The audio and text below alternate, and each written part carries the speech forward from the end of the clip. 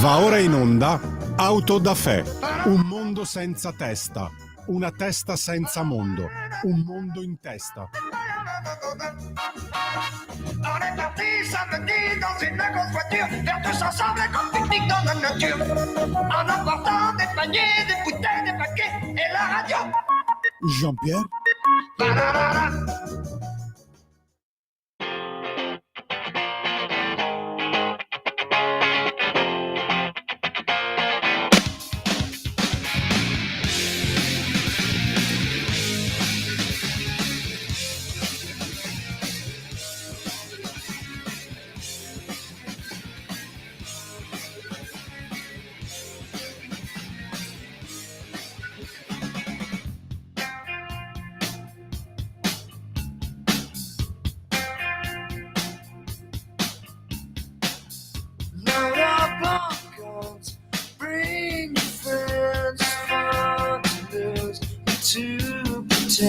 She's overboard, self-assured, no, the dirty word.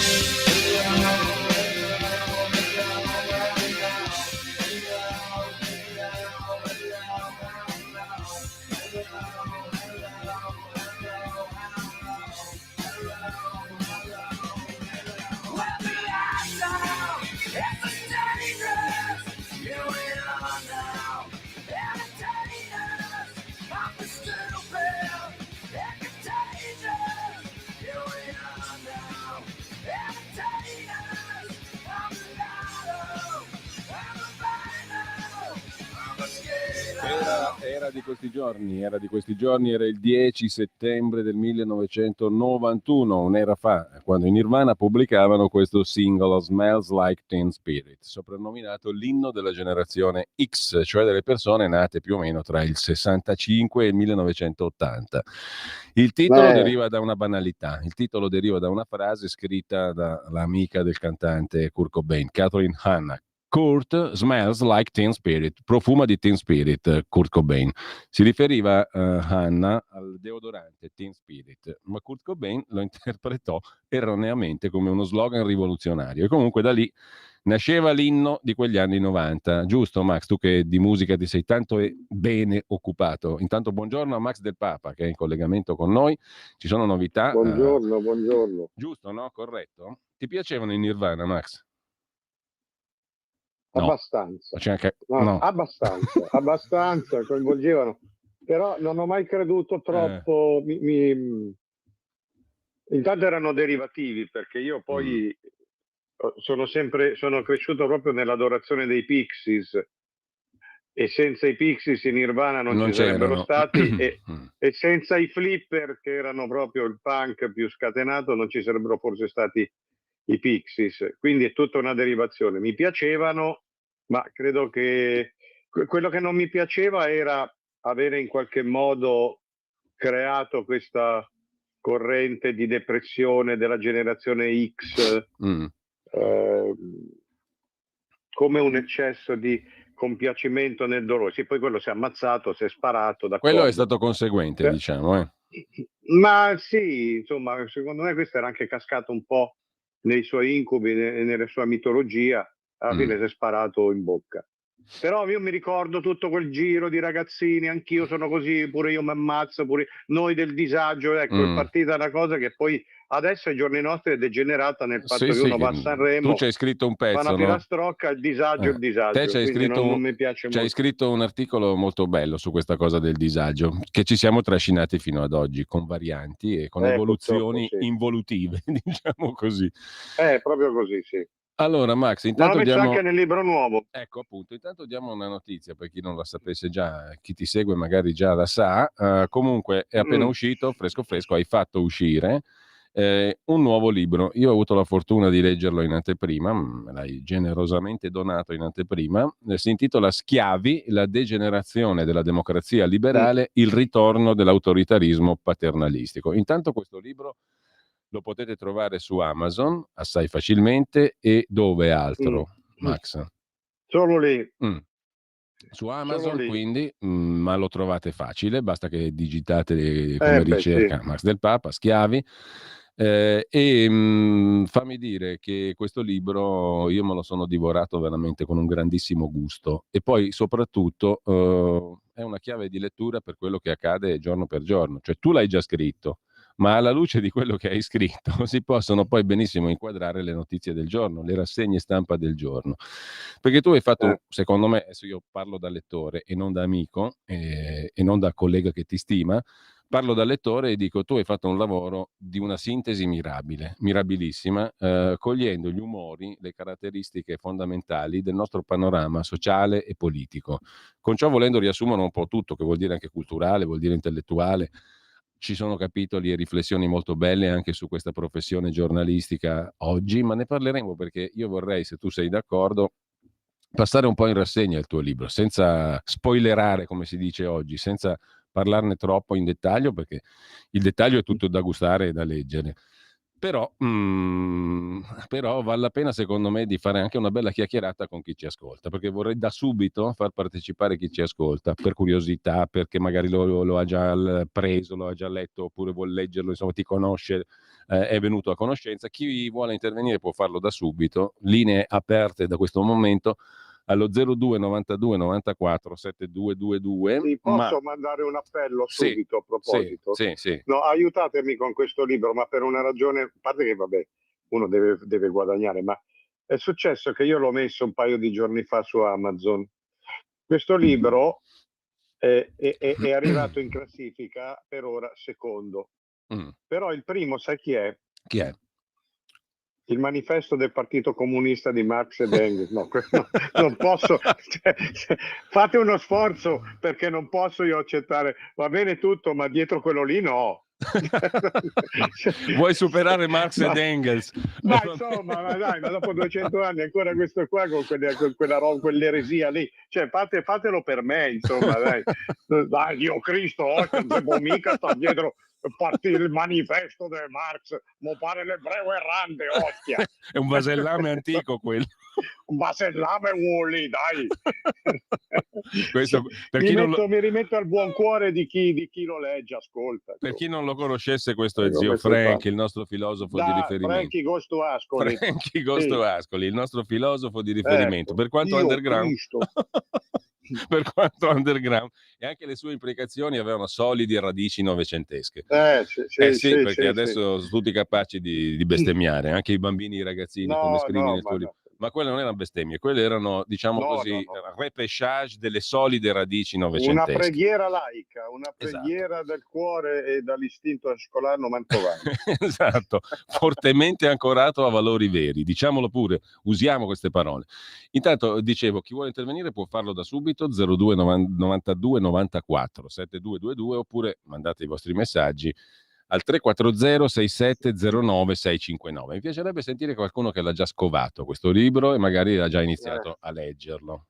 Schiavi, la degenerazione della democrazia liberale e il ritorno dell'autoritarismo paternalistico. Tu, tra l'altro, hai coniato, secondo me, una definizione fantastica del regime attuale dal punto di vista prettamente economico, ma direi socio-economico, no? Cioè tu l'hai chiamato il capitalismo attuale un capitalismo penitenziale, perché non si rifiuta il consumo, non si rigetta il consumo, assolutamente, ma lo si inserisce in una cornice quasi penitenziale, cioè io inquino, io sporco, devo consumare, ma lo devo fare in un certo modo, come dire... Vergognandomi, col senso di colpa. Vergognandomi, gretinizzandomi, diciamo così, no? In qualche modo. Anche questo è un aspetto, però io vorrei partire proprio da ciò che mi è piaciuto moltissimo, cioè dalla frase che tu metti in epigrafe all'inizio del libro e che mi ha indotto anche a comprarmelo quest'altro libro di Stanislav Jerzy Lec, Pensieri spettinati, è il titolo del libro, e tu ne tiri fuori una frase bellissima che voglio citare adesso a beneficio di chi ci ascolta. Tutti vogliono il nostro bene, non facciamocelo portare via. Scriveva un aforisma straordinario. Sembra perfetta, perché questo è l'autoritarismo paternalistico. Io ti dico tutto quello che puoi e non puoi fare, soprattutto, ma lo faccio per il tuo bene. Certo. Quello è bene, non posso più neanche andare in giro. Quale bene? Per il nostro bene hanno fatto quello dei lockdown, hanno fatto tutto quello che hanno fatto. Tutto. E adesso mi pare che per il nostro bene ci stanno dicendo che dobbiamo andare in guerra. Ecco, l'hai sentito Mattarella, no? Mattarella ha sì. evocato addirittura il 1914, ha detto siamo vicini al baratro, e siccome questa parola è stata usata per le peggior nequizie già in un recente passato, no? Eravamo vicini al baratro anche nel 2011, quando è arrivato colui che ci ha salvato, Mario Monti. Siamo vicini al baratro quando ci devono imporre le peggio cose, qui però parliamo della peggio delle peggio, cioè una guerra mondiale. Come la vedi, Max? E poi non so se Guarda, c'è già una la chiamata. vedo, Allora, questo... ti fermo subito perché c'è una chiamata e quindi non facciamo aspettare la gente al telefono. Chi vuole intervenire lo faccia subito, come gli pare a lui. 02 92 94 7222 per invece i messaggi anche audio via WhatsApp 340 6709 659. E c'è un ascoltatore, Walter, che ci scrive: comprato, non spoilerate troppo. E non lo faremo. Sentiamo la telefonata. Grazie. Pronto? Buongiorno, come umano lei, Cardinal Cainarca, buongiorno. Fin troppo. Cardinale. Allora, io purtroppo il libro ancora non l'ho letto, no? Però volevo riagganciarmi un po' a quello che tu hai appena detto, che hai detto Mattarella, no? Che praticamente torniamo indietro di 100 anni, solo che 100 anni fa c'era una generazione c'era gente diversa. Adesso se ci armiamo dobbiamo andare con chi? Con quelli del Gay Pride a sparare, non lo so chi è che potrebbe andare a fare così, ma tanto non ci andrà nessuno. Solo che però purtroppo si sta vedendo anche in Francia, e questa mentalità diciamo di sinistra che ha rovinato tutta questa Europa, anche come è stata costruita. E si vede benissimo come in Francia, come è successo in Italia, in Germania, che quando c'è la sinistra al potere, nonostante non ha più contatto con le persone, governano, vanno avanti a governare, hanno paura del voto, hanno paura che la gente si esprima in cabina elettorale e rimangono lì attaccati come questo Macron, che nonostante il quinto governo che manda avanti tutti i suoi cloni, i suoi gioppini manda lì, la gente non li vuole andare a votare, vuole esprimersi, si chiama democrazia. Va bene. Poi invece sono dittature democratiche, diciamo, che non vanno bene, stanno rovinando appunto l'Europa e ci stanno portando, secondo me, in brutti tempi. Spero di no, ma... Allora, abbiamo capito la solfa, grazie al nostro amico. Max, ti lascio brevemente la parola. Poi iniziamo però a occuparci del tuo libro, perché è quello che volevo fare oggi con te. Io più che dire che questo presidente, non posso dire cose per metterti nei guai, io posso dire che non sento in niente un presidente come questo, mi fa paura, è quello che ci ha tenuti chiusi dentro dicendo non si invochi la libertà, che è una frase agghiacciante, però nessuno ha detto niente perché tutti hanno paura. Di Mattarella mi piacerebbe capire perché tutti hanno paura, mi piacerebbe proprio che qualcuno me lo spiegasse, perché è un dato di fatto, e adesso dice siamo in guerra ed è la stessa cosa. Non si invochi la libertà. Allora, qui io nel libro ho messo un capitolo anche abbastanza lungo, il ricatto Europa. Io già mi ero occupato in Eurostyle di questa Europa, qui sviluppo e aggiorno il discorso. E siccome io vorrei portare, faccio un appello, vorrei portare questo libro alle presentazioni in giro, perché credo che sia un libro da discutere tutti insieme, e vorrei fare una sorta, non dico di monologo, perché però insomma di piccolo spettacolo, perché questo è un libro dove io ho curato molto anche lo stile, uno stile emotivo, però più asciutto, che si presta proprio a essere raccontato. Io voglio leggere solo qualche piccolo stralcio, proprio partendo per esempio da questo aspetto dell'Europa, di Mattarella, della guerra. Cioè c'è un capitolo che si chiama Il ricatto Europa. È il secondo capitolo. E dice... È il secondo capitolo. L'Europa non si lascia se non in una bara, dice senza dirlo il monarca repubblicano Mattarella. Ma su questa Europa che più latita e più ce ne vuole di più, cosa si può dire che non risulti per difetto? Alzi la mano chi sa indicare un solo problema risolto dalla UE, mentre di problemi ne ha originati, fomentati gli innumerevoli. E salto. È vero il contrario, questa pessima riedizione dell'autoritarismo conformistico di sinistra provoca da 3 decenni immani conseguenze, imprevedibili ma improntate a sicuro disastro. Basterebbe verificare nei libri di Rampini come in quello di Rhodes sul capitalismo woke, per citare solo il più eclatante fra gli studi analitici di un fenomeno deleterio. E salto, eccetera, eccetera. Non passa giorno senza le 10-50 violenze clandestine, ma basta coglierle con rassegnazione, basta dire che altrove è peggio, come in Francia dove un balordo marocchino dà fuoco alla tomba del milite ignoto, al che gli ritirano il permesso di soggiorno. Troppo tardi e troppo poco, come l'epitaffio che Frank Zappa si era scelto. Cioè questa Europa è un troppo tardi e troppo poco. L'ha confermato secondo me che... Adesso ci dicono che dobbiamo andare in guerra, ma è chiaro, la Francia è sull'orlo del dissesto e del disastro, l'Inghilterra pure, la Spagna pure, la Germania pure, bisogna fare 1.000 miliardi di traffico di armamenti. Ora, io non ho nessunissima simpatia per Putin. So che qua gli ascoltatori invece stravedono e un giorno mi si dovrà spiegare pure perché. Non ho nessunissima simpatia, però devo anche essere onesto. E questa cosa di Putin che arriva ad abbeverare i cavalli in piazza San Pietro nell'acquasantiere è una balla bella e buona, una scusa, perché bisogna tenere su l'economia drogandola.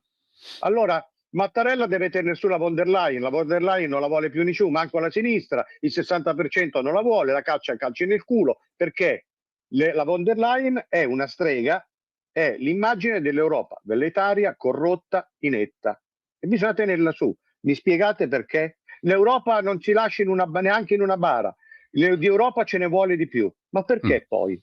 Cioè se la ricetta non funziona dobbiamo aumentare la dose, questo è il concetto. Che è la ricetta delle ideologie che portano ai disastri novecenteschi. Appunto. Se la realtà, come dicevano gli stalinisti puri, se la realtà non torna con l'ideologia, è tanto peggio per la realtà. Ma così però... Allora, si va a finire veramente al baratro. Abbiamo un'altra telefonata, Max, la sentiamo. 02 92 94 7222, chi vuole intervenire può farlo con Max del Papa. Pronto? Pronto? Buongiorno. Sono Marco da Settimo Torinese. Buongiorno a Marco. tutte e due, buongiorno a tutti.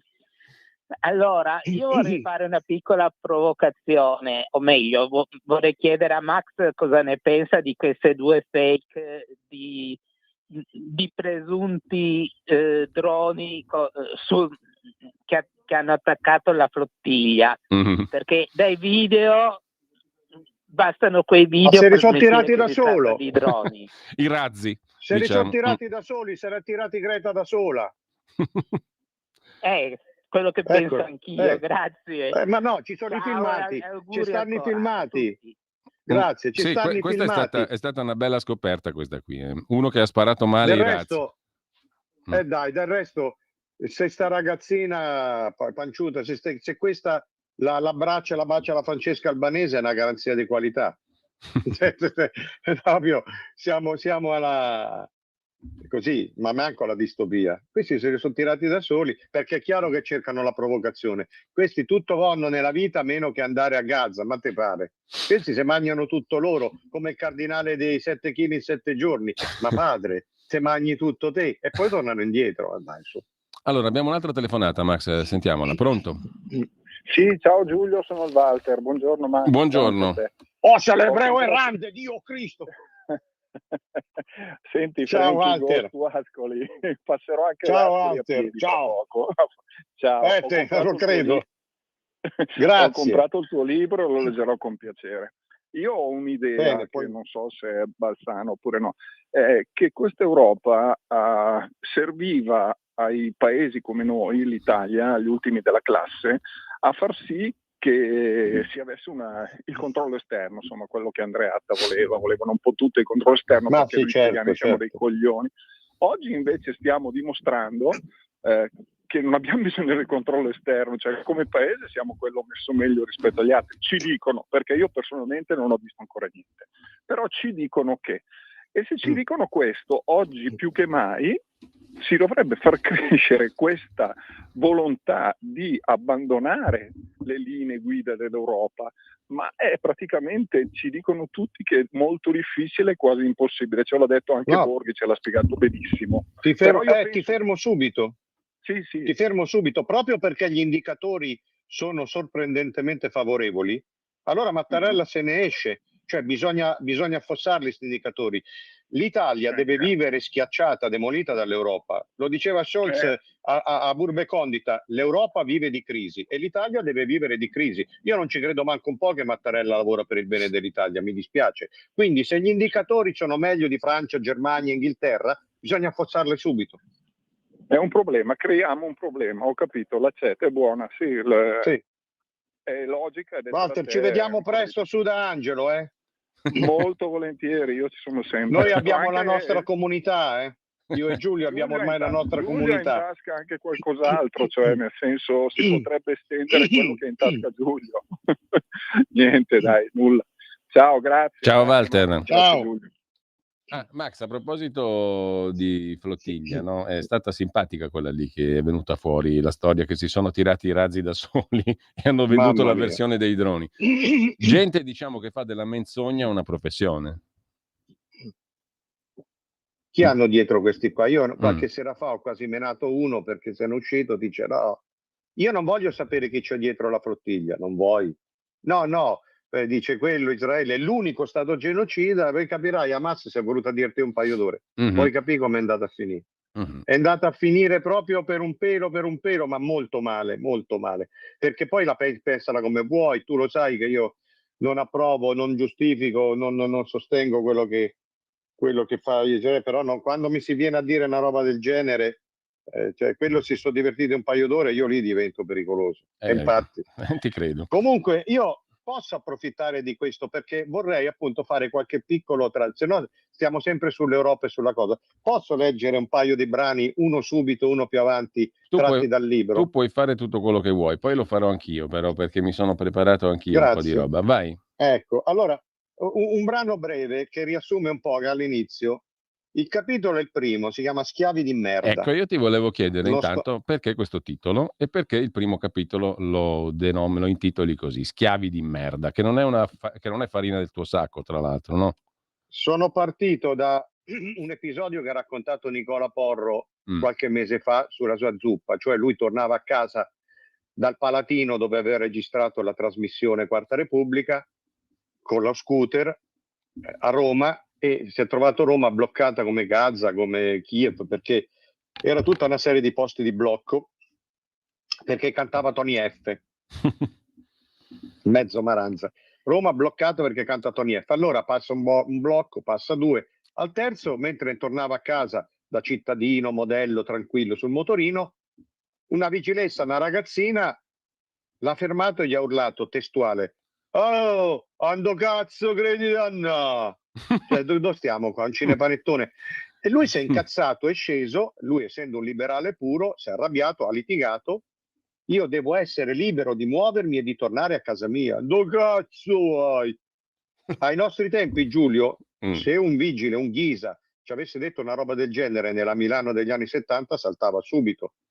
Adesso è una cosa normale. Sono partito da questo perché poi il giorno dopo Porro ha raccontato tutta sta storia e diceva: non siamo più cittadini, siamo degli schiavi di merda. Allora io volevo intitolare il libro Schiavi di merda, mi è sembrato un po' esagerato. Allora l'ho intitolato Schiavi, però poi dentro ce l'ho messo il capitolo, Schiavi di merda.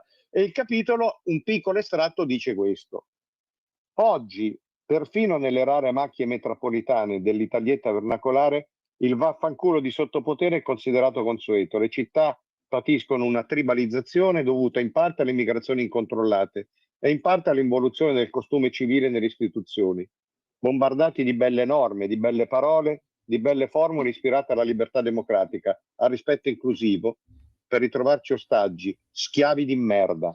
Ce ne siamo accorti con i coprifuoco militari sotto pandemia, dei quali oggi l'ex premier Conte dice: non ero d'accordo ma me li hanno imposti, senza specificare chi. Ed era il capo del governo. Attenzione, perdonami, e poi ti faccio andare avanti, però apro una piccolissima parentesi. Su questa frase di una gravità enorme non si è soffermato nessuno. Cioè, Conte non ha dovuto dare ulteriori spiegazioni e nessuno gliele ha chieste. Nessuno gliel'ha chiesto, ovviamente. E proseguo. Fu solo un debutto, come dicevano i rivoluzionari del 68, o meglio, fu un esperimento sociale per ridurre la società a panopticon con l'ausilio della tecnologia del controllo. Questa democrazia di fatto basata, dice Giorgio Bocca, sul movimento e sul mutamento più che sulle istituzioni, si è capovolta, rinnegata nel giro di pochi decenni in virtù di una tecnologia seducente ma irresponsabile. Adesso è democrazia autoritaria, delle istituzioni che ti negano i movimenti, i trasporti, cancellano i veicoli che ti avevano emancipato dalla schiavitù del localismo, ti impongono navicelle terrestri elettriche che però decidono loro come e dove andare. Appena sgarri si fermano, ti ammoniscono in un turbine di segnali, di sibili e di cicalini, il volante che corregge la rotta, che altera la velocità. Se resisti rischi lo scontro, se ti arrendi perdi il piacere della guida. Non tu a portare il mezzo, ma il mezzo che porta te. Per quali percorsi è arduo e vagamente terrificante immaginare. Finché un sindaco non decide che anche la navicella elettrica è troppo e ti impone il blocco, la rinuncia, il ripiegamento sui mezzi pubblici, dove stai come in guerra, dove i balordi del mondo possono tagliuzzarti a piacimento. Io questo capitolo l'ho scritto un mese fa e non avevo ancora immaginato quello che è successo a Charlotte, dove una povera crista ucraina è stata accoltellata a morte da un balordo, da uno psicopatico afroamericano. Quindi tutto si tiene nell'Occidente e va tutto sulla democrazia autoritaria. Allora, 02 92 94 7222 per chi vuole intervenire, anche se tra poco abbiamo una piccolissima pausa. Amiamo. Esatto. Gente che fa della menzogna una professione, come del resto da scuola dei loro finanziatori, scrive Stefano via WhatsApp. E a proposito di rivoluzione, che fine farà la povera gente? Si domanda un altro ascoltatore. Ma, già finita la povera gente, la coltellata sui pullman. Infatti c'è un capitolo del tuo libro che si intitola Liberi pochi, e dove tu spieghi chi sono quelli liberi in tutto questo contesto. Chi sono i pochi liberi? Sono quelli che vivono e godono del garantismo criminale. Sono le cosiddette categorie protette, le categorie disagiate, che sono come quella, non sono categorie disagiate, ecco, perché, sono protette in quanto criminali. Perché c'è questa cosa, questa dinamica pericolosa, no? Perché se c'è una società di schiavi di merda, come ha detto Nicola Porro, dall'altra parte ci sono i pochi liberi. Però se tu metti il numero crescente di schiavi di merda e il numero di pochi liberi, che a sua volta cresce, peraltro, quindi diciamo è una crescita di entrambe le categorie, alla fine c'è il rischio che scatti fuori la soluzione pescarese, altro che lo Stato di diritto, no? La soluzione pescarese è quella che racconti tu. Prendi il criminale e lo finisci a coltellate, lo lasci davanti alla sua macchina a monito per tutti. Ma quale legge, ma quale castrazione? Che poi ce la paghiamo sempre noi. Bisogna risolvere il problema alla radice. È una bella società questa qui, interessante, no? Sai, Pescara non abita lontano da me. Poi hanno detto che questa notizia non era vera, invece era vera. Però i pescaresi, io li conosco, c'ho anche qualche parente. I pescaresi, che non stanno tanto sul politicamente corretto, tra loro si chiamano zingare, cioè sono orgogliosi di essere mezzi rom, mezzi zingari, e risolvono in quella maniera lì. C'era un pedofilo lasciato libero, loro non è che sono stati la castrazione chimica, le categorie protette, l'hanno fatto fuori, poi l'hanno lasciato davanti alla macchina che si vedesse. Problema risolto. È inevitabile. Io non lo volevo fare, cioè non avevo in mente di fare questo libro. Sono tornato da un periodo difficilissimo quest'estate, ho cominciato ad annotare delle cose, poi mi è venuto giù tutto in un mese. Tu lo sai perché poi eravamo al mare insieme, ti affliggevo con le continue. Ci avrò fatto 200 stesure di sto libro. Sì. Non ho mai lavorato tanto per un libro, l'ho fatto con la grande gioia di essere ancora vivo e di avere finalmente l'energia per fare un libro generale di analisi politica, di critica sociale. Però non farò più una fatica così. Mi ha preso la passione e poi sono entrato in quel vortice lì. Però ho capito proprio che noi come democrazia occidentale novecentesca siamo finiti. Si è ribaltato tutto e oggi la democrazia è solo per i Maranza, per quelli che accoltellano sui perché non credere, quello che è successo a Charlotte succede già in Francia, in Belgio, in Italia, ed è un processo secondo me irreversibile. Ora io mi rendo conto che non si debba dire, però è un processo irreversibile. Più mi sento dire no, tu esageri, no, devi dare dei messaggi di speranza, perché poi no, guarda che alla fine la civiltà trionferà. Più vedi, c'è sto filmato di sta ragazzina ucraina a Charlotte che è terribile da vedere. Però sì, è terrificante. Perché che cosa ci autorizza? Io per la prima volta penso che questa volta l'umanità non si salverà. Perché dovrebbe? Poi? Allora, c'è un altro capitolo poi su questo panorama, su questa questione che si intitola disintegrazione, dove tu approfondisci questa analisi che hai appena tracciato. Però ci fermiamo un attimo, lo amiamo, e poi torniamo tra di noi. Lo amiamo perché ci offre sempre le cose più buone e naturali. Linea Alberto Acerbis. Ma buongiorno a tutti gli amici di Radio Libertà, eccolo qua, mamma mia, io vi vedo, vi vedo con gli occhi al cielo, mamma mia, che amore, qua ancora Alberto Acerbis, abbiate pazienza,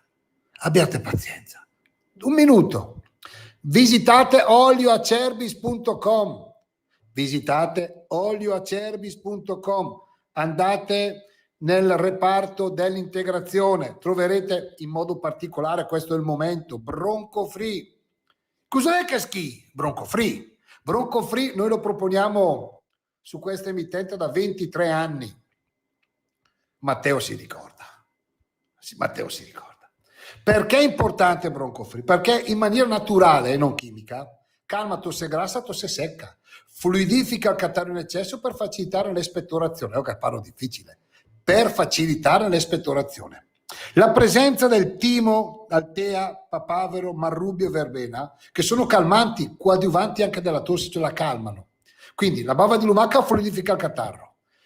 Timo, verbena, papavero, marrubio calmano la tosse. Alla mattina vi svegliate, pantofolina, zec, 2 bei colpi di tosse vi liberate, è importante. Guardate che non contiene né glutine né saccarosio, lattosio, OGM coloranti, possono prendere anche i piccini.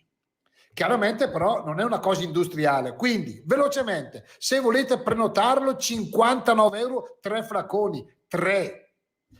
olioacerbis.com, sezione integrazione, oppure se volete farlo stamattina, chiamate, per informazioni c'è Miriam, 030 68 40 408. Ma andate a visitare il sito, non perdiamoci di vista, dite come ci è conosciuto Radio Padania, un regalo per voi. Radio Libertà, ho sbagliato, adesso sono nostalgico. Vabbè, olioacerbis.com, vi voglio bene. È un grande, lo amiamo veramente. Intanto Max, torniamo tra di noi, perché sarebbe andato d'accordo con zio Frank, il nostro Acerbis, sicuramente. Allora, quello è buono, quello non mi pare mica caffollatte, quello no, è buono. no. Allora Paolo da Brescia, carcere a Brescia pieno al 140%, grandi frasi di un politico sulla soluzione del problema, ma nulla di fatto. Fate ascoltare alla radio, scrive Anna Maria da Vicenza, il discorso della von der Leyen ieri al Parlamento europeo, così ci rendiamo conto tutti da chi siamo governati. È perfettamente in linea con quello che dicevamo prima. Ci scrive Roberto un altro messaggio. Devi dare, caro Max, i messaggi di speranza, nel senso il ministro dei vaccini, in quel senso. Capito? Quelli sono i messaggi da dare. Allora, rivoluzione, questa è troppo lunga, la leggo dopo, perché altrimenti Rod Steiger, giù la testa. È una citazione da Rod Steiger. Rivoluzione, per favore, non parlarmi di rivoluzione. So benissimo cosa sono e come cominciano. C'è qualcuno che sa leggere i libri, va da quelli che non sanno leggere i libri. Troppo lunga, non ce la faccio. Torniamo al libro, che a proposito di rivoluzione, libertà e dittatura, c'è un altro bellissimo capitolo, no? Nel quale tu analizzi un fenomeno apparentemente assurdo, è quello che già citavi prima, hai citato prima. Cioè il fatto che nel nostro mondo, e tu giustamente usi le virgolette, libero, nel nostro mondo libero vanno forti i dittatori, piacciono un casino i dittatori. Sì. Ma te come te la spieghi quella roba qua in fondo? Perché allora, naturalmente io non voglio spoilerare, dicevo, quindi non entro troppo nel dettaglio, però come ti spieghi? Perché il capitolo è molto stimolante, no? Basato anche su incontri che tu fai, no? Tipo un professorone che la sa lunga e con il quale ti sei trovato a cena, no? Che alla fine, diciamo, cade in quella sindrome che tu dicevi prima, io non voglio sapere cosa c'è dietro, non voglio le spiegazioni, io ho questa idea, punto e basta, mi piacciono i dittatori. Alla fine, questo è il concetto. Ma come cavolo è che dopo tanti secoli di lotta per le libertà ci piacciono i dittatori, qui a casa nostra? Perché l'abbiamo acquisite, proprio perché ci siamo assuefatti. Perché c'è questo atteggiamento blasé, perché io capisco anche l'esasperazione, perché il cittadino dice, sta democrazia mi ha preso per il culo, è la democrazia dei maranza, la democrazia è il garantismo dei criminali, allora tanto meglio il di là dove i criminali li appendono per le palle. È un discorso primitivo, si può capire tenendo conto che la gente poi ragiona come ragiona. Poi c'è il conformismo, per cui insomma è chic, va di moda, no? Quell'imbecille che mi diceva Max si è voluta divertire un paio d'ore. Non è difficile da tutti gli altri che ha fatto un bellissimo articolo Luca Ricolfi l'altro ieri, dove metteva in fila tutti i bambini vittime a Gaza, ma come in Ucraina, ma come in Sudan, ma come dappertutto, e diceva però i bambini non sono uguali per tutti, ognuno tira i suoi, che è quello che ho cercato di dire io. I bambini vanno bene quando si possono strumentalizzare. C'è molto conformismo. Sto professore diceva: io ho le mie idee ma me le tengo per me perché non voglio essere frainteso. Sì, perché dopo ti si scarica addosso. Non vuoi essere frainteso, cioè vuoi vivere tranquillo, vuoi vivere delle tue rendite di posizione. Io trovo sempre gente così. Qui nelle Marche c'è una lista di brava gente che si è un pochino stufata di vendere caldaie o di fare... E allora ha lanciato una lista di, si è capito bene di che rivoluzione, verso cosa? Cioè questi partono dallo statalizzare la sanità che non va bene, quello e quell'altro. Poi in realtà è una lista senza prospettive, senza speranze, ma è una lista di supporto putiniano. Cioè questi sono putiniani molto più di Lavrov. E allora, sai, c'è tutto questo. Io non voglio sapere cosa c'è dietro. Perché? Perché nella democrazia, bene o male, ci sono cresciuto, questa democrazia ne ho preso tutti i vantaggi, però mi ha deluso. È un po' la Elodie quando sculetta con la bandiera palestinese. Lo fa qua, perché qui c'è la democrazia che ti premia per l'ipocrisia. Se lo facesse là, dura 30 secondi, poi la sventrano, la squartano. Però finché stai qua non ti fa male, no? Allora. Quindi c'è questo atteggiamento anche un po' sovversivo, irriverente. Ma quale democrazia? Ma si sta meglio a Cuba, si sta meglio in Cina, si sta meglio... Allora, abbiamo una telefonata, sentiamo subito, intanto scrive Gian via WhatsApp, che dice la borderline, la von der Leyen, armiamoci e partite, ma in sostanza più o meno così. Vabbè. Poi abbiamo un audiomessaggio di Giovanni, ma lo sentiamo dopo la telefonata. Pronto? Sì, buongiorno, sono Giampaolo Bernasconi da Parola in provincia di Como, buongiorno. Buongiorno. Senta, volevo dire una cosa al giornalista che è lì presente, che purtroppo in politica vale comunque, perché usava il termine primitivo, ma in politica vale comunque il discorso del gruppo tribale. Basta aver letto Edward Wilson, studioso delle formiche. Poi volevo dire su Putin, se me lo permettete, che ieri Cattaneo di Forza Italia gli dà del guerrafondaio. Putin è uno statista, ha difeso la comunità filorussa. Pronto? Sì.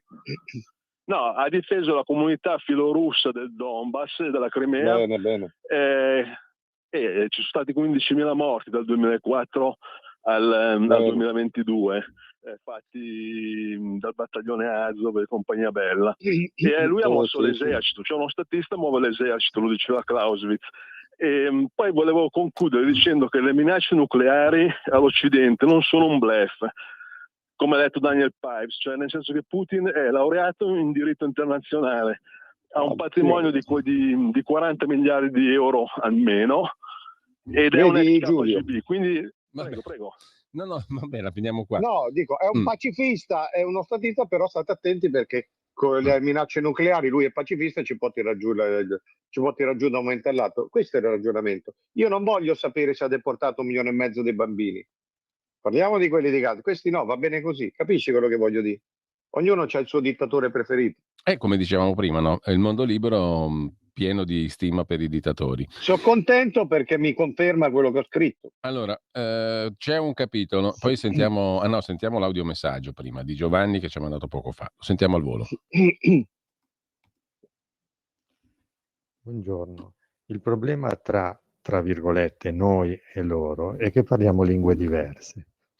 La nostra, della nostra società, è una lingua ideologica, la loro lingua invece è una lingua fisica, è una lingua violenta, è una lingua concreta, che noi non possiamo contrastare con le parole, perché non ci ascoltano nemmeno. E quindi noi saremo sicuramente soccombenti, a meno che non ci adeguiamo e comunichiamo con loro con la lingua che capiscono. Col coltello. Insomma, dotiamoci di un coltello, Max. Oppure sì, oppure consegniamoci, che noi siamo ideologici. Questo signore voleva dire noi siamo teorici. L'ideologia in realtà è quella delle dittature, cioè siamo sempre la democrazia garantista, novecentesca, fondata sui diritti, dovrebbe essere quanto di meno ideologico, dovrebbe essere una cosa proprio basata sul buonsenso, dell'equilibrio, della ragione, eccetera. Sono le dittature, i sistemi autocratici e autoritari che sono ideologici, però si ribalta tutto e quindi o noi facciamo alla guerra come la guerra a contatto, oppure insomma diciamo vieni, adeguiamoci. Il problema è che non c'è nessuna risposta. Trump è un pazzo, l'Unione Europea non esiste, ecco. L'Unione Europea. E qui entriamo nel capitolo, diciamo, canettiano del tuo libro, no? Perché è intitolato Un mondo senza testa, no? È il capitolo Autodafé, che si occupa della scena internazionale. E la scena internazionale ci presenta un mondo senza testa, cioè ci sono tante teste, ma non c'è una testa che guida, diciamo, no? Il quadro, diciamo, è per quello abbastanza pericoloso, perché le nostre teste qui, nel nostro mondo occidentale, non è che sono teste eccelse. Beh, no, io questo libro non so che fine farà. Mi piace perché per come l'ho scritto, e mi piace perché non è che se io diffido di Putin mi metto in mano a Trump o questi, cioè io non salvo nessuno, non mi fido di nessuno. Trump è uno che tutti dicono, cioè ti spiegano perché lui fa le cose che fa e dopo 5 minuti si contraddice, allora tutti dicono no ma la sa lunga, ti spiego io, ma nessuno sa che cosa ha in mente. Appena uno dà una spiegazione della logica trumpiana, subito quello là fa una cosa completamente diversa, opposta, e quindi si devono rimangiare tutte queste analisi. No, è che a me sembra un mondo dove tutte le elite e tutti, intanto questa è l'unico, è la prima volta dai regni dei faraoni dove il potere finanziario totale coincide col potere politico totale. Cioè Trump è un finanziere che ha preso il potere sommo, così Musk, così tutti questi qua. In Russia è la stessa roba, cioè potere politico e finanza sono diventati la stessa roba. Quindi, e purtroppo io vedo che i leader europei sono una roba ignobile, tutti. Adesso lasciamo perdere la Meloni, che sta imparando, che sta navigando, però i Merz, i Sanchez, gli Starmer, i Macron adesso lo vediamo, ha delle tentazioni di guerra civile, ma la rovina della Francia è colpa sua. Trump è così, dall'altra parte c'è Xi che si veste da Mao Zedong. Sì. Cioè, io continuo a dire, Fukuyama quando è caduto il muro di Berlino parlava di fine della storia, per dire si è imposta la democrazia liberale, è andata al contrario. Stiamo rischiando la fine della storia per dissoluzione totale. L'Unione Europea, la von der Leyen vuole insegnare ai bambini a pilotare i droni atomici. Cioè, cos'è sta roba? Per cui lì basta un attimo che veramente in mezza giornata possono estinguere il pianeta, possono estinguere la specie umana come voleva Timmermans, come voleva Schwab, quelli del World Economic Forum. E dopo? Cioè non capisco per quale ragione oggi come oggi, con la tecnologia del controllo, con i leader che abbiamo, con la degenerazione delle democrazie garantiste, noi dovremmo sperare di cavarcela. Se tutti gli indicatori sono il contrario. Allora Max, abbiamo una decina di minuti, poco più. Chi vuole intervenire può di nuovo farlo allo 02 92 94 7222 oppure mandando messaggi anche audio via WhatsApp al 340 6709 659.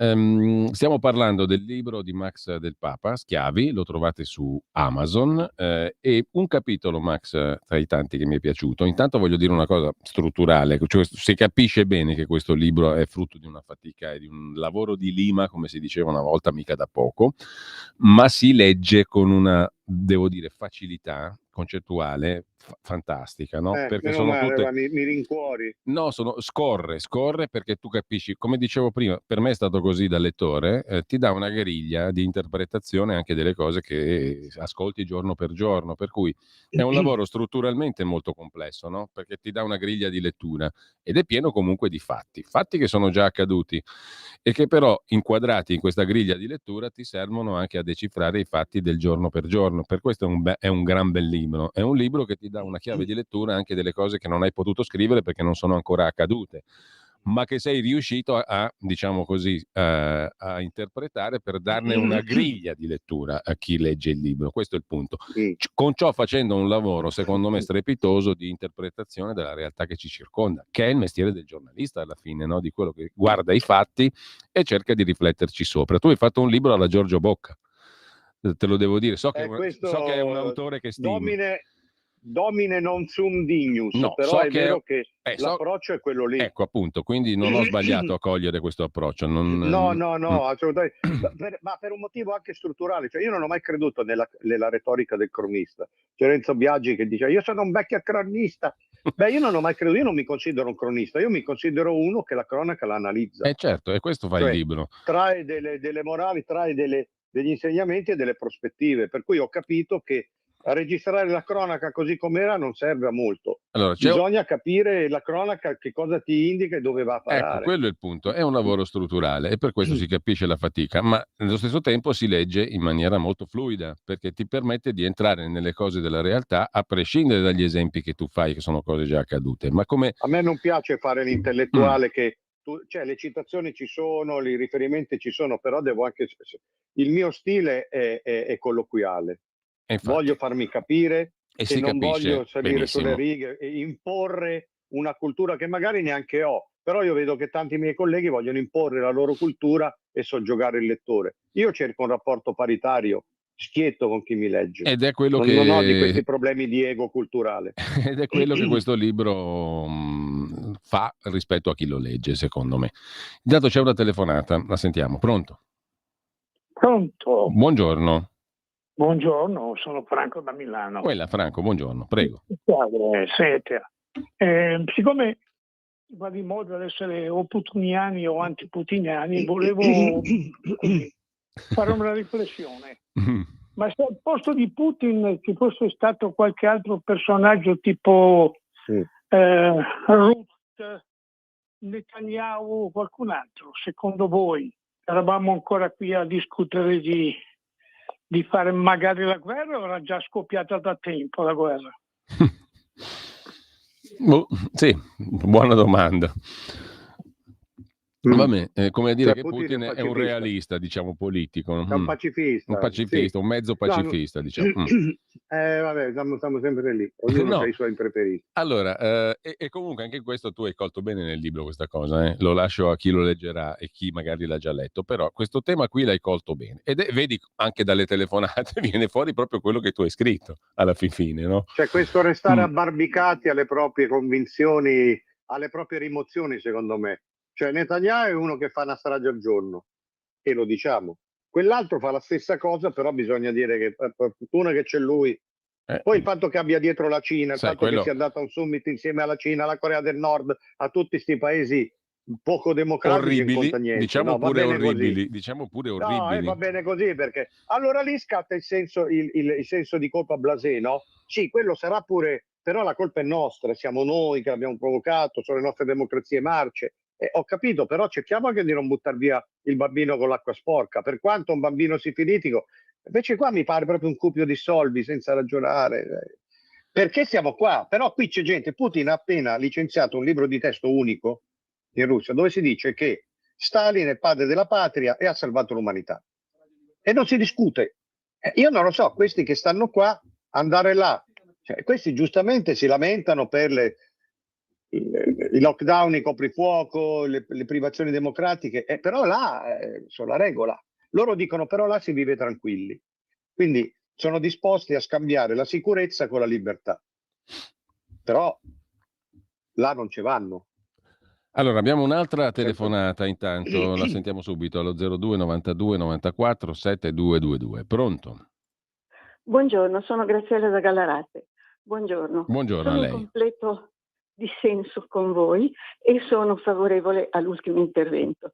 Sì, anch'io sono pro Putin, perché per me è stato uno statista. È stato provocato in tutti i modi. Scusi, finisco subito. È stato provocato in tutti i modi.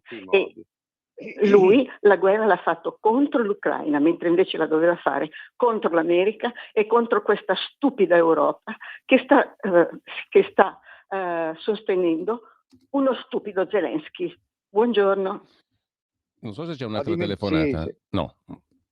Dicevi, Max? Però io no, dico, vabbè, adesso manca, però per completezza bisognava dire che Zelensky è un cocainomane, e ci credo, e che suonava la chitarra col cazzo, perché sennò il giro del luogo comune non è completo, capisci? Allora, intanto io volevo però soffermarmi, lo stavo facendo prima, su un capitolo che mi è piaciuto moltissimo tra gli altri, no? Mi è piaciuto molto tutto il libro, e come dicevo l'ho letto con grande gusto, a gusto di capire, perché così appunto hai una griglia di lettura con la quale ti confronti. Poi certamente uno potrebbe essere anche non d'accordo su alcune cose, no? Però non è questo, non è per forza che devi condividere tutto. Però apprezzare il fatto che attraverso questa griglia tu leggi i fatti del mondo, questo è quello che mi dà un libro alla fine, no? Quello che mi fa la differenza. E questo libro lo fa. C'è un capitolo, dicevo, che mi è piaciuto in particolare, che si intitola L'esperimento Italia, dove tu hai parole, diciamo, di un realismo politico che qualcuno potrebbe definire cinico nei confronti di questo paese. Un paese anomalo, tu scrivi, mai davvero compatto, mai unito, molto prima della sua rinascita democratica condizionata dopo 2 guerre mondiali. Si potrebbe anzi dire che l'Italia, tu scrivi, covi il verme divisivo dell'individualismo troppo astuto, un individualismo destinato a risolversi in un popolo di coglioni, fin dal Medioevo, un'insalata russa di granducati, baronie, signorie e città-stato che si trasfondono nel Rinascimento e vengono utilizzate da pensatori cinici come i Machiavelli e i Guicciardini, che non a caso da noi sono celebrati come i padri, diciamo, della scienza politica, no? Una scienza politica che a te non ti piace tanto, però, Max, mi sembra di capire. No, perché di fatto tutti questi pensatori raffinati e alti non insegnavano altro che trovarsi il padrone migliore. Che essere servi di qualcuno potente, sostanzialmente, no? Come il Valentino. Furbo, ma sì, ma che anche la Chiesa. La Chiesa non ha mai scelto Gesù Cristo, ha sempre scelto il padrone migliore, il dittatore migliore. Sì, ci dobbiamo andare d'accordo, poi quando quello cade noi siamo ancora qui. È per quello, tu dici che è per quello che tu dici l'esperimento di privazione della libertà a 5 anni di crisi pandemica da noi è riuscito benissimo, perché in fondo c'è questa natura servile tutto sommato alla base di tutto, no? C'era la gente che faceva le delazioni, cioè, il mio vicino non si è vaccinato, il mio vicino sta sul balcone, se ne vantavano. C'era un imbecille che diceva, andava in giro a dire io frego i tavolini ai Novax, così non li faccio sedere. Ecco, tra l'altro, c'era un altro, Max, ti dirò appena raccomandato a Mediaset, che diceva io godo, c'ho un orgasmo quando tiro fuori il Green Pass. No, tra l'altro tu ci scrivi una cosa che mi ha ricordato quello che diceva con tutte la mia nonna. Ti spiego il perché. Perché tu scrivi a un certo punto, insomma, l'italiano plebeo, burocratico, padronale, confessionale che sia, è un tipo umano che è sempre a disposizione di un principe o di un despota, no? Che ha in sé una natura servile. La mia nonna, mi ricordo che io ero bambino e mi raccontava con stupore del fatto che alla domenica c'erano certi suoi concittadini, persone che abitavano nel paese, che andavano in un paesetto di fianco dove a veder passare i sciuri, cioè a veder passare i ricchi. Hai capito? Questo e lo criticava come un esempio di imbecillità e di servilismo mentale prima ancora che pratico, no? È un po' così tutto sommato. Sì, ma il problema, cioè la fascinazione del ricco io la capisco, perché noi poveracci, però lì c'è proprio la teoria del stare sotto al tavolo a aspettare le briciole, no? Qui c'è un detto qua, chi me passa a magnaie dico babbo. È un detto che a me fa schifo, un detto marchigiano, però è questo, dappertutto c'è lo stesso detto, in Veneto servo suo sior. Cioè, è tutto così. Allora in Italia questa roba qui attecchisce facile. Difatti uno che dice no, cerco di vedere le cose, non mi piacciono i dittatori né da una parte né dall'altra, non mi piace Trump, non mi piace, subito si mette fuori gioco perché ti dicono no, ma qualcuno lo devi preferire.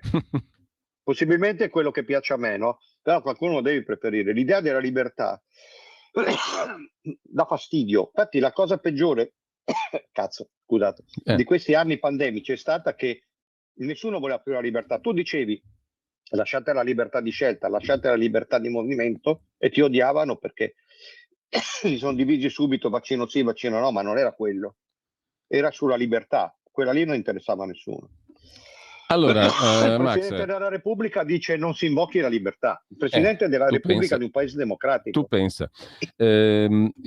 Voglio solo concludere perché siamo alle 10:58, ci dobbiamo salutare, intanto ricordando a chi ci sta seguendo magari da poco che stiamo parlando di un libro che vale la pena leggere, l'ultimo libro di Max Del Papa, Schiavi, lo trovate su Amazon, e volevo chiudere soltanto con un riferimento a un'ampia parte del libro. C'è un capitolo apposito, ma ne parli anche in altri capitoli, che è quello del giornalismo, no? Il giornalismo bistrò si intitola un capitolo del tuo libro, e non è il bistrò dove si va allegramente a bere in compagnia, è un'altra roba. Se non lo avete scoperto, l'allenatore del pallone. E poi chi lo legge scoprirà il perché. Perché la citazione da Nino Banfi che qualifica il giornalismo nostrano. Ne avremo modo di riparlarne. Intanto, Max, io ti ringrazio. Grazie a voi, il grazie libro a te. di Max Del Papa si intitola semplicemente Schiavi, e il sottotitolo è La degenerazione della democrazia liberale, il ritorno dell'autoritarismo paternalistico e del capitalismo penitenziale, io aggiungerei, perché è una definizione che mi piace molto, cioè consuma, crepa di consumo, ma con senso di colpa enorme, che così Siamo passati da produci, consuma, crepa a produci, consuma, crepa di sensi di colpa. Sì, che così sei più schiavo ancora. Se c'hai il senso di colpa sei ancora più manovrabile. Sì. E intanto io ringrazio Max Del Papa. Max, ci sentiamo settimana prossima. Buon pomeriggio ci vediamo a tutti. anche molto presto noi. Schiavi su Amazon. Noi ci vediamo anche molto presto. E non diciamo dove, perché sennò dopo vengono tutti. Cioè, non è vero. Chi viene deve... Se noi sabato dovremmo passare in un certo posto, chi viene deve venire col libro. Ecco, benissimo. Io glielo firmo, ma deve venire col libro, se no non si siede al desco. In via Casoretto al Giardino d'Oro. Calli. Va bene. Grazie Max, buon pomeriggio. A voi, a te. Allora, ci salutiamo con un brano musicale che vi introduce poi alla trasmissione di Sammy Varin. 11 settembre, oggi 1885, naturalmente oggi è l'11 settembre 2001, sembra un secolo fa e non ne parla più nessuno perché fate voi, datevi voi una risposta. 11 settembre 1885, Herbert Stothart, compositore statunitense di colonne sonore per il teatro e per il cinema, gli ammutinati del Bounty, eccetera, nasce a Milwaukee, Wisconsin. Ascoltiamo la suite dalla colonna sonora del film che tutti conoscono, sia il film che la musica, Il Mago di Oz.